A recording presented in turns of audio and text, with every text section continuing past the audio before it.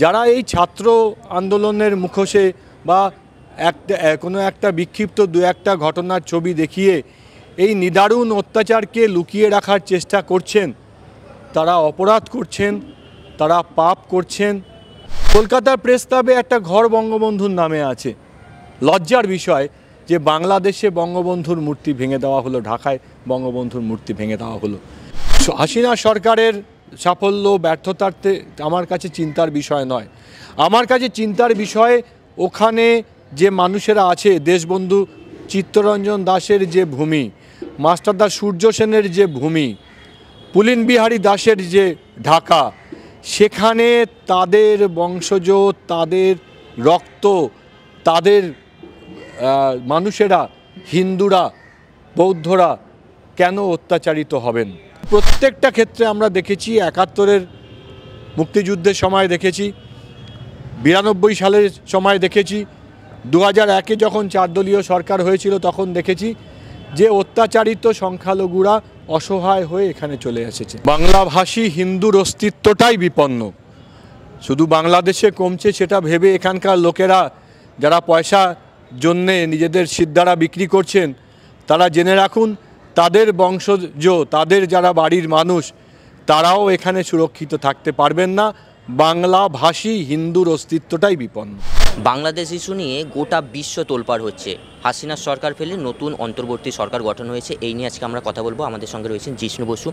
Sir, শোনা যাচ্ছে বাংলাদেশের হিন্দুদের ওপর অত্যাচার হচ্ছে, আবার কোথাও কোথাও ভিডিও দেখা যাচ্ছে যে বাংলাদেশি মুসলিমরা হিন্দুদের মন্দির মানে আগলে রেখেছেন। মানে যদিও ভিডিওর কোনো সত্যতা এখনও জানি না যে কোনটা ঠিক কোনটা ভুল। মানে কোথাও কি সাম্প্রদায়িক ইস্যু হচ্ছে নাকি কোনো পুরোটাই রাজনৈতিক ব্যাপার দেখছেন? এটার সঙ্গে হিন্দুদের ওপরে অত্যাচার কেন করা হবে তার থেকেই বোঝা যায় যে এই ছাত্র আন্দোলনের যে বিষয় সেটা একটা মুখোশ ছিল। আসলে মুখটা হচ্ছে জেহাদি সন্ত্রাস। জেহাদি সন্ত্রাসের যেগুলো মাঝখানে প্রতিবন্ধকতা ছিল, বঙ্গবন্ধুর মূর্তি ভেঙে দেওয়া হয়েছে।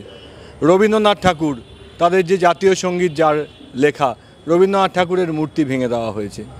তাই জন্য রবীন্দ্রনাথ ঠাকুরের মূর্তি যখন ভাঙা হয়েছে, সেখানে হিন্দু, বৌদ্ধ, খ্রিস্টানদের ওপরে কি অবর্ণনীয় অত্যাচার হচ্ছে সেটা বোঝা খুব স্বাভাবিক। যারা এই ছাত্র আন্দোলনের মুখোশে বা কোনো একটা বিক্ষিপ্ত দু একটা ঘটনার ছবি দেখিয়ে এই নিদারুণ অত্যাচারকে লুকিয়ে রাখার চেষ্টা করছেন, তারা অপরাধ করছেন, তারা পাপ করছেন। তাদের নিজেদের মেরুদণ্ড সোজা করে বলার ক্ষমতা নেই। মেরুদণ্ড সোজা করে বলুন যে কেন বঙ্গবন্ধুর, আমরা এখন প্রেস ক্লাবে আছি, কলকাতার প্রেস ক্লাবে একটা ঘর বঙ্গবন্ধুর নামে আছে। লজ্জার বিষয় যে বাংলাদেশে বঙ্গবন্ধুর মূর্তি ভেঙে দেওয়া হলো, ঢাকায় বঙ্গবন্ধুর মূর্তি ভেঙে দেওয়া হলো। আমরা ভাষা আন্দোলনকে বাংলার ভাষী মানুষের গর্বের বিষয় বলে মনে করতাম।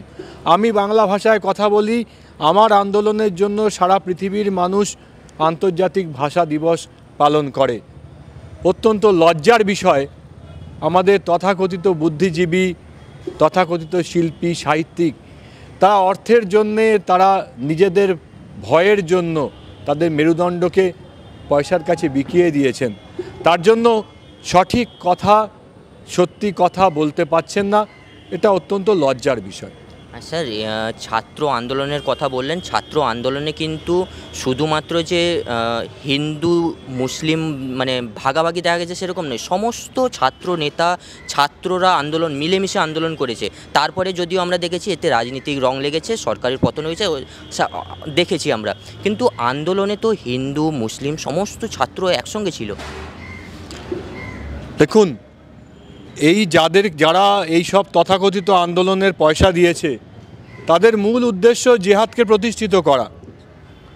কারণ যে বিষয় নিয়ে আন্দোলন হচ্ছিল সেই বিষয়টা সরকারের সঙ্গে কোনো বিষয় ছিল না। কারণ সরকার কোটা চায়নি। 2018 সালে সেই সরকার ভালো হোক, স্বৈরাচারী হোক, যাই করুক, কোটার সঙ্গে অন্তত এই সরকারের মানসিকতার কিছু সম্পর্ক ছিল না। কোটা 2018 সালেই তারা তুলে দিয়েছিল। কোর্টের রায়ে দিতে হয়। সরকার আবেদনও করেছিল যে কোর্টের রায় আসা পর্যন্ত অপেক্ষা করা হোক। হাসিনা সরকারের সাফল্য ব্যর্থতাতে আমার কাছে চিন্তার বিষয় নয়। আমার কাছে চিন্তার বিষয় ওখানে যে মানুষেরা আছে, দেশবন্ধু চিত্তরঞ্জন দাসের যে ভূমি, মাস্টারদা সূর্য সেনের যে ভূমি, পুলিন বিহারী দাসের যে ঢাকা, সেখানে তাদের বংশজ, তাদের রক্ত, তাদের মানুষেরা, হিন্দুরা, বৌদ্ধরা কেন অত্যাচারিত হবেন? আমার বক্তব্য এটাই যে এর বিরুদ্ধে আমরা প্যালেস্তাইনের গাজাতে কিছু ঘটনা ঘটলে কলকাতার রাস্তায় অনেক বুদ্ধিজীবী কাউকে দেখবেন, আরে ওই মানুষগুলো মারা যাওয়ার আগে বাংলা ভাষায় শেষ আর্তনাদ করছেন। ছোট ছোট মেয়েরা ধর্ষিত হওয়ার সময় বাংলায় চিৎকার করছেন।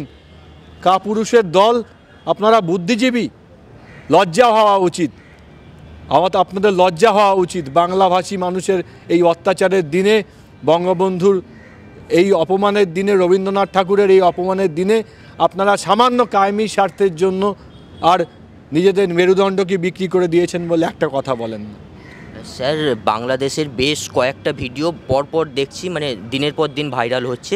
ভিডিওতে দেখা যাচ্ছে যে পুড়িয়ে মারা হচ্ছে মানুষকে, ঘর মানে বাড়ি জ্বালিয়ে দেওয়া হচ্ছে, এরকম নৃশংস ঘটনা আমরা দেখেছি। এবং অনেকেই দাবি করছেন যে এটা কোনো হিন্দু মুসলিমের ঘটনা নয়, এটা শেখ হাসিনা সরকারের মন্ত্রী বা তাদের কর্মীদের ওপর শুধু অ্যাটাক করা হচ্ছে, এইটাই বলতে চাইছেন। হিন্দুদের ওপরে অত্যাচার হচ্ছে, বৌদ্ধদের ওপরে অত্যাচার হচ্ছে, তার খবরও আসছে। যারা অত্যাচারিত হচ্ছেন তারাও ফোন করছেন। এখন তো ইন্টারনেট এবং অন্যান্য সুবিধা আছে। 2001 সালে 4 দলীয় সরকার, এই বিএনপি এদেরই সরকার ছিল, যে নিদারুণ অত্যাচার হয়েছিল। সে সময় যোগাযোগ ব্যবস্থা এত উন্নত ছিল না। আজকে তো এমন কষ্ট হচ্ছে যে সারা রাত ঘুমানো যাচ্ছে না। 2001 সালেও খবর আসতো, কিন্তু হয়তো একদিন পরে আসতো। তাই এই প্রত্যেকটা ক্ষেত্রেই আমরা দেখেছি যে সংখ্যালঘু মানুষ, হিন্দু, বৌদ্ধ, খ্রিস্টানদের পালিয়ে আসার একটা ঢল আসে। তাই যারা এই শাক দিয়ে মাছ ঢাকা দেওয়ার চেষ্টা করছেন, তারা কেউ একবার ঢাকায় যান না। এই যারা বলছেন, একজন তাদের কাউকে বলুন ঢাকাতে যান। তারা ব্রাহ্মণবেড়িয়ায় একজন কেউ যান, ব্রাহ্মণবেড়িয়া থেকে তারা একবার কথা বলুন। তারা কেউ একবার বরিশালে যান, তারা একবার পটুয়াখালীতে যান, তারা সিলেটে যান, সিহট্টে যান। তারা সেখানে গিয়ে কি অবস্থা আছে তারা গিয়ে বলুন না কেন? তারা লোকের মুখে ঝাল খাচ্ছেন কেন?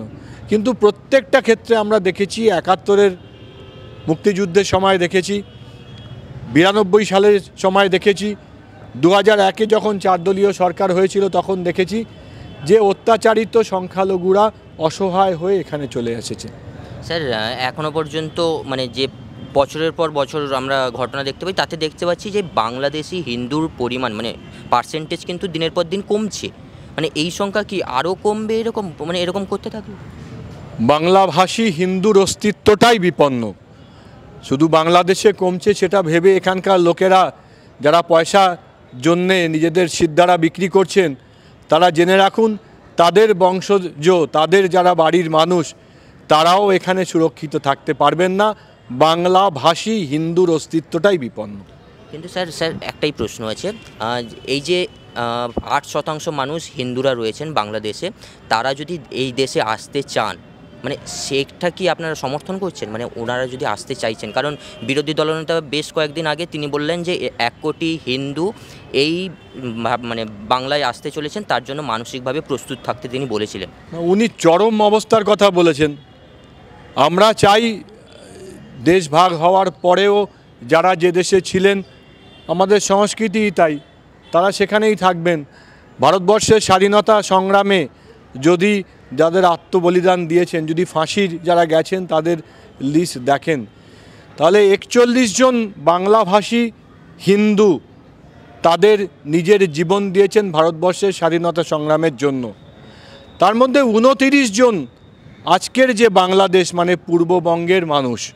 তা 29 জন মানুষের, ওই যে এক্ষুনি বললাম চিত্তরঞ্জন দাসের, পুলিন বিহারী দাসের, মাস্টারদা সূর্য সেনের, উল্লাসকর দত্তের, তাদের পাড়ার লোকেদেরকে মেরে পিটে তাড়িয়ে দেওয়া হবে, আর আমাদের শিরদাঁড়াহীন বাংলাভাষী বুদ্ধিজীবী, শিরদাঁড়াহীন মানুষ তার কোনো প্রতিবাদ করবে না? সেটা প্রতিবাদ হওয়া বেশি দরকার। ধন্যবাদ।